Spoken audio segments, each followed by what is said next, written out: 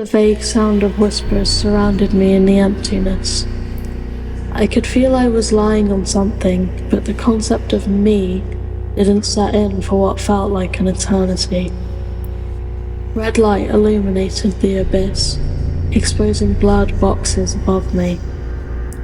I could hear buzzing, a persistent hum that seemed to change whenever the light flickered.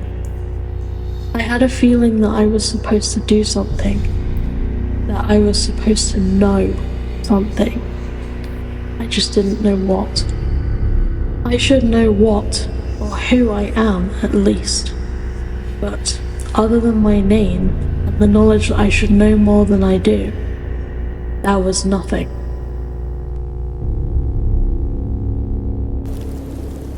I got up. A combination of snow and ash coated everything in sight. I brushed myself off. What was I supposed to do now? I felt like I needed to find something, but that was it. This place was completely silent aside from my footsteps. It felt dead, empty. I waited for something to happen. I felt like something should happen, but nothing did. Why had I been brought here? Who had even taken me here? Was I just always here? It doesn't matter, I said to myself as I threw a rock. It hit a pile of debris, knocking it over. I heard something move nearby. Hello? I called out. If there was someone there, they'd hear me. Is anyone there? I'm here. A girl revealed herself from behind the debris. Who are you? I asked. Mari, you? I'm Avery. Mari brushed off her coat before heading over to the rock I had thrown. Did you throw this? Yes, I answered hesitantly. I still felt like something was supposed to happen. Do you know why this place is so empty? I asked. No, I just got here, I think, Mari replied. Me too. Do you think it's just us here? I don't know. I looked behind me, thinking I had heard something. I think we should try and find out if anyone else is here, I suggested. Okay. Me and Mari began the search for others. After a while, we came across a large amount of abandoned buildings. They looked almost as if they had been eaten away at by something. Decaying corpses littered the streets, almost entirely buried. Hello? Is anyone here? I heard footsteps from behind a wall. Yes? Another girl said as she climbed over the wall. I'm Avery and she's Mari. I'm Kieri, the new girl replied. How did you get here? Mari asked. I don't know. I don't remember anything. Me either, I muttered, only just realizing that. Really? Mari said. Yeah, I can't remember anything. Can you?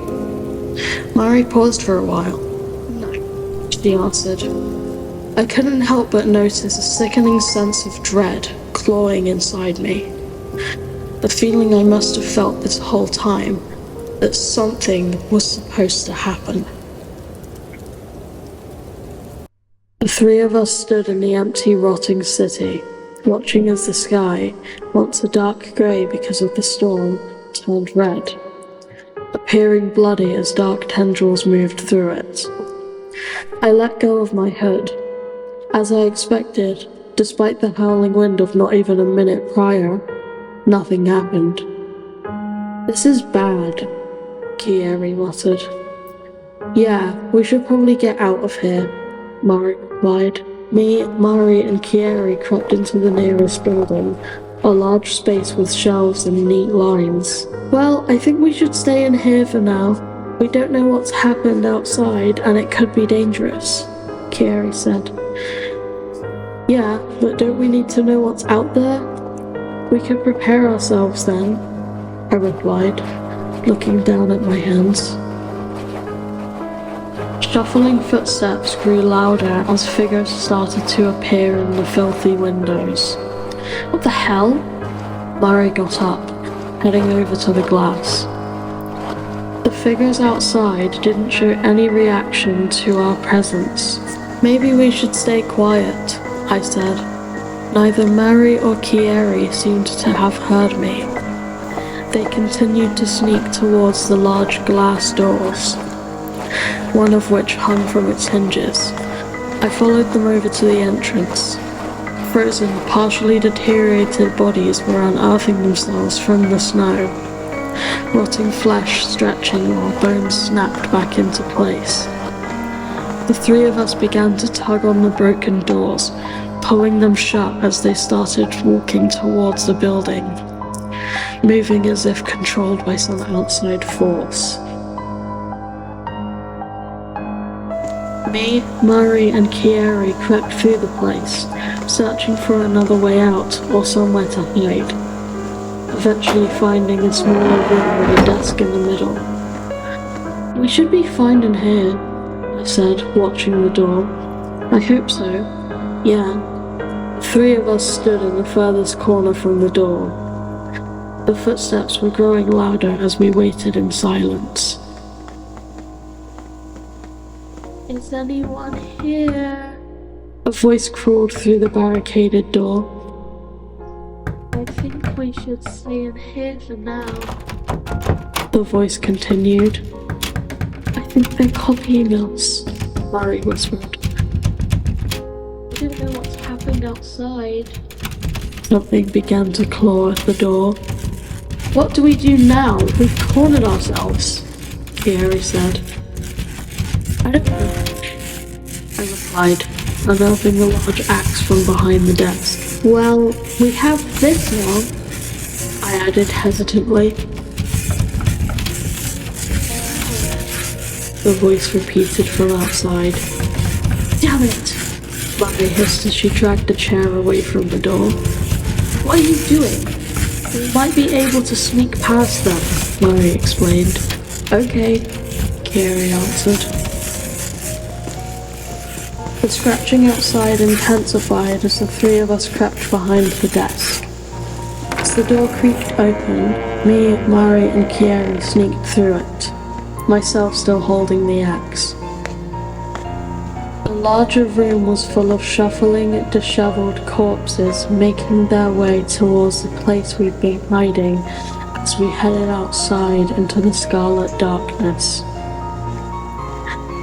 As we emerged from the deteriorating building, something became apparent. A slight buzzing noise had filled the silence the wind had once held. "What's that?" Kieri hissed. "I'm going to look," I answered. "Okay," Mari shrugged. I began to walk in the direction of the buzzing, the snow crunching beneath my boots. As I made my way further into the rotting city, I started to notice that all the buildings had been eaten away at and warped in what seemed to be a perfect circle. The buzzing grew louder as I walked. It was oddly and disturbingly familiar. I stepped on something, a large grey box half buried in the snow and ash. Red, flickering light coming from one side in violently changing patterns. The buzzing was now so loud it drowned out my thoughts. All I could think about was this thing and the sickening familiarity. I brushed the snow away from the box to get a better look, but all I could see was the red light, accompanied by indiscernible whispers. I got up. I had been lying in the snow. The grey box was now empty. Devoid of red light, it was now reflective. I decided to leave it where I had found it and go tell Mari and Kieri what had happened. "Where have you been? You were gone for like 3 hours, Mari snapped. 3 hours? I thought to myself. I found what was causing that buzzing noise. As I said this, I realized that the buzzing had stopped. "Really? What was it?" Kieri asked. "A grey box thing.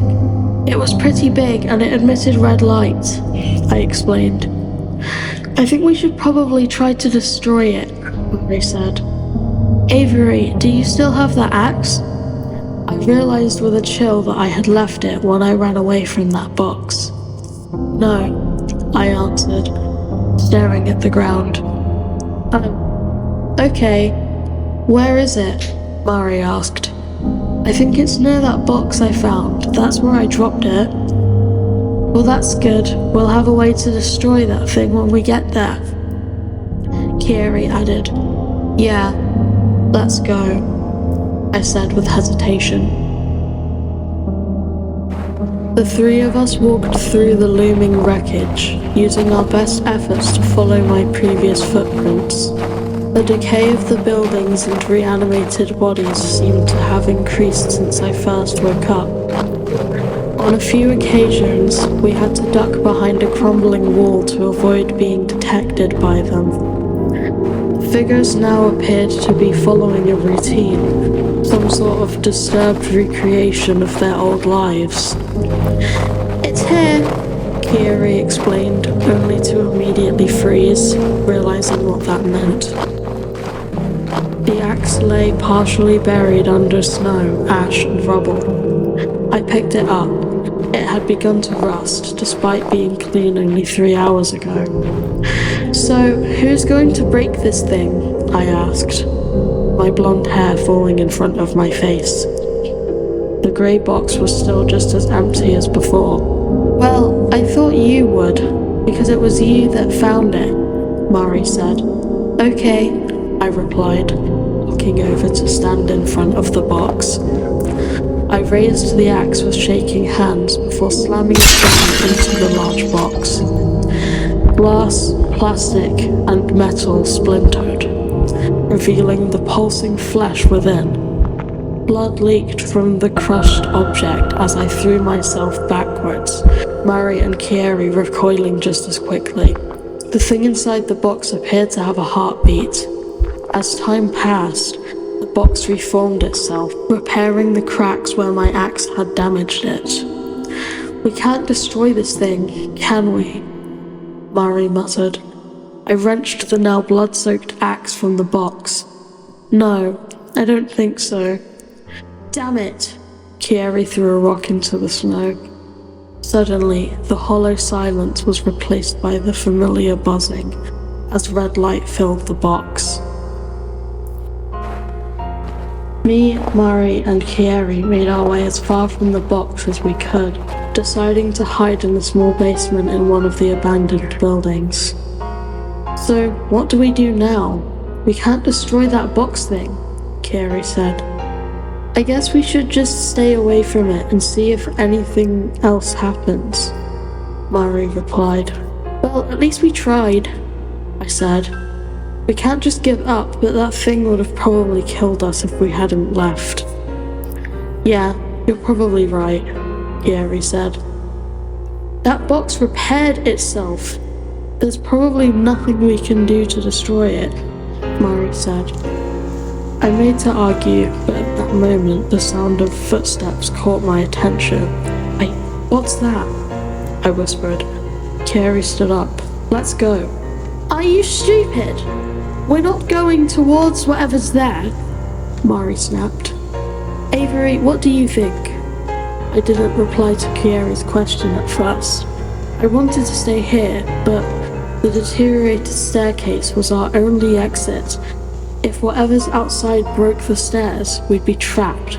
I think we should leave, I said with hesitation. The three of us crept upstairs. Avery, what do you think? A voice said from the distance. Kieri, was that you? No, Kieri answered. I think they were listening, I whispered. You think? Mari replied. Yes. Be quiet, Kieri hissed.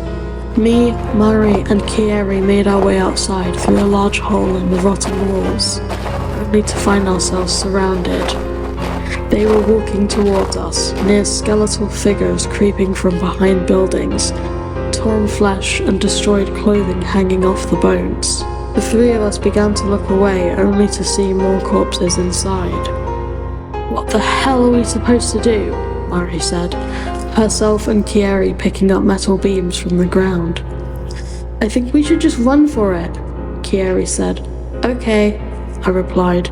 We broke into a run, swinging at anyone that made attempts to grab us, making our way out when suddenly, something flew through the air. The three of us ducking as we saw the sharp glint of a metal blade hit the corpse of a man with brown hair in the head, destroying his rotting skull and causing him to crumple.